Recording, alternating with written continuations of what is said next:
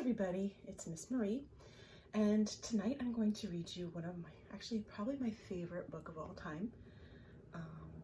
This has been one of my favorites since I was a little child, and when I had my daughter, I went out and I bought a copy of it. It's called The Mitten, and it's by Alvin Tresselt, and it's illustrated by Yaroslava.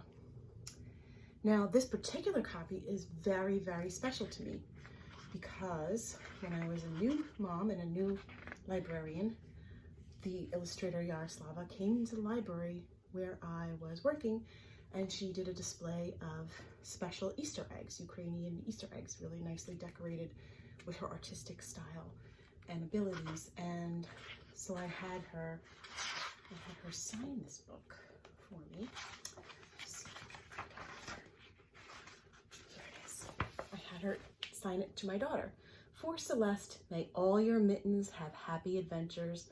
Love, Yaroslava. And it's 1996. That's the year my daughter was born. And so this is a very special book to me. It sits on pride of place in our bookshelf, and I'm going to share it with you. And first I'll turn back and show you the little mouse turning the page. There's a little tiny mouse. I don't usually use this one in story time because the pictures are so detailed, but with the magic of film, video, I can show you this. And this is published by Mulberry in New York, and this is an old Ukrainian folk tale, The Mitten. There's many different versions of it, but this one is my favorite, and I love the illustrations. Are you ready to see? Up close, you can really see. It was the coldest day of the winter, and a little boy was trudging through the forest gathering firewood for his grandmother. "Bring back all you can find," the old woman had said as she sat knitting a pair of mittens. "The north wind blows cold, and we must have a good fire to keep us warm." I love those simple line illustrations. Here we have nice colors. All morning the boy worked, picking up sticks until his sled was well loaded. Then a very strange thing happened. Just as he picked up the last stick, he dropped one of his mittens in the snow. Now, how a boy could do this on the coldest day of winter, I'll never know, but that's the way my grandfather tells the story. Off he went with his load of wood, and the mitten was left lying on a snowdrift.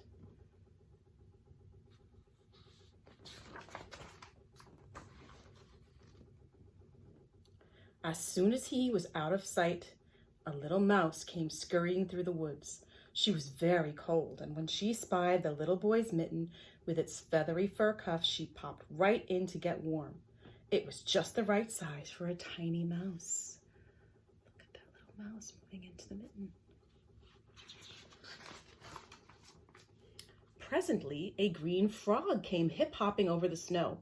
"Anybody home?" she asked when she saw the mitten. "Only me," said the mouse, "and come in quickly before you freeze." Oh, that's very nice. The little mouse is going to share the mitten with her. Look, the mouse has built up stairs to it. They no sooner had settled themselves snugly in the red wool lining when an owl flew down. "May I join you in that lovely mitten?" he asked. "If you mind your manners," replied the mouse, for owls had always made her nervous. "And don't wriggle around too much," added the frog, "because it's a bit tight in here."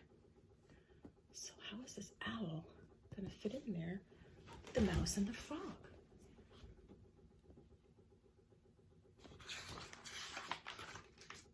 It wasn't long before a rabbit came down the forest path.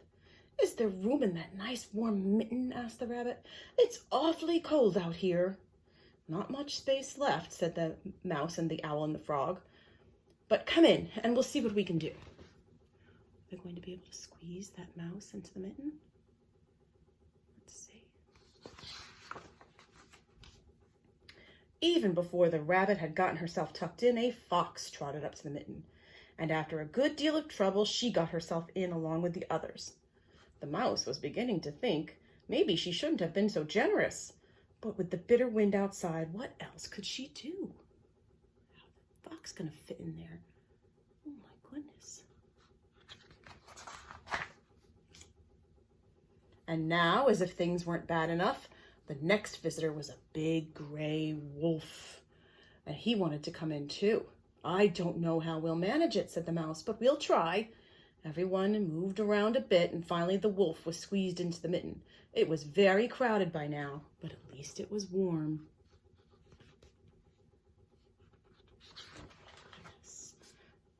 Things had just gotten arranged nicely when the animals heard a great snorting. It was a wild boar, and he was very anxious to get in out of the wind. "Oh dear," cried the mouse, for the mitten was already beginning to stretch a little. "We just don't have any more room." "I'll be very careful," said the boar, and with that he scrunched himself into the mitten, along with the mouse and the frog, the owl, the rabbit, the fox, and the wolf. "I know this is so because my grandfather told me." Look, it's starting to split at the side. There's a window there now. How are they going to fit that wild boar in there? Oh my goodness. But the worst was yet to come, for who should appear now but a bear. He was very big and very cold. "No room, no room," cried the animals, even before the bear had a chance to speak. Oh no, they know this could mean trouble, right? "Nonsense," said the bear. "There's always room for one more." And without so much as a please or a thank you, he began crawling into the mitten. He put his paw in first, and the mitten creaked and groaned. Then he put his other paw in, and the seams popped. Then he took a big breath and pushed himself in. Oh my goodness, look at that. The mitten is definitely, oh, there's the owl looking nervous, peeking out of some of the stitches that are ripping. Oh my goodness. Now, while all this was going on, along came a little black cricket. She was very old, and her creaky legs ached with the cold. When she saw the mitten, she said to herself, "Now that looks like a nice warm place. I'll just hop over and squeeze in too." Oops, there's a little cricket. I don't know if you saw her. She's off the page here on this side. There she is. She's so tiny, right? And look at that mitten. It's just packed. It's just packed in with all kinds of animals. So many animals, I can't even remember now. She'll surely fit in there, right? But me, that is all that was needed to finish off the poor old mitten. The cricket had no more than put her first scratchy foot inside when, with a rip and a snap, the stitches came apart, the old leather cracked, and the soft red lining split in half, popping all of the animals into the snow. Oh no, look at them all. You just see them flying off the page. And some of the smaller ones are here. And look at the little mouse. She's shrugging her shoulders, going, "Oh well, I guess I shouldn't have been so nice."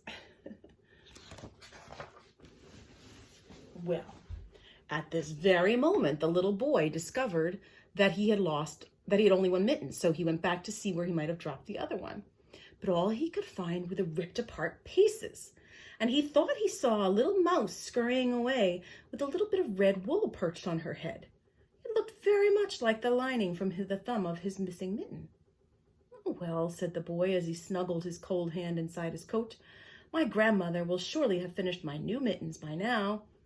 Then he hurried home with the north wind nipping at his cheeks. And do you see that little mouse running off with the red wool on her head? And there's the ripped up mitten.